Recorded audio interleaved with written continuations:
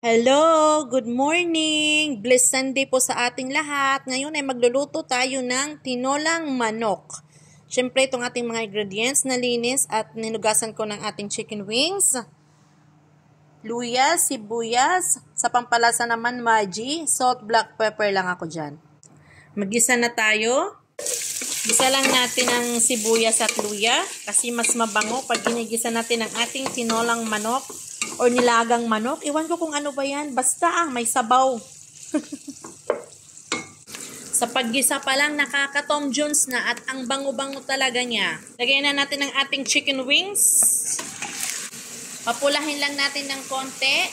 Pag mapula na siya ng konti, lagay natin ang Maggi, black pepper, at saka ang ating salt. Sa ating gulay naman, maglalagay lang tayo ng repolyo, zucchini or kusa dito kung tawagin, at syempre sili. Lagay na tayo ng water therapy. Pag masyadong marami para mas masarap at malasa ang ating sabaw. Antayin lang nating maluto siya, lumambot, at susunod natin ang ating mga gulay.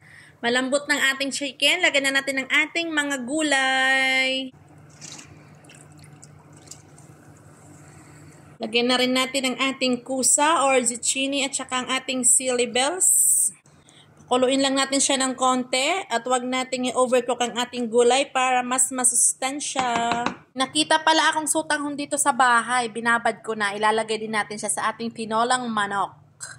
Since malambot ng ating gulay, lagyan na natin ang ating sotang.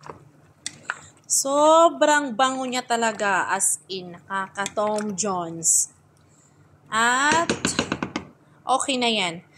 Ready na ang ating tinolang manok. Thank you, buyers. God bless everyone.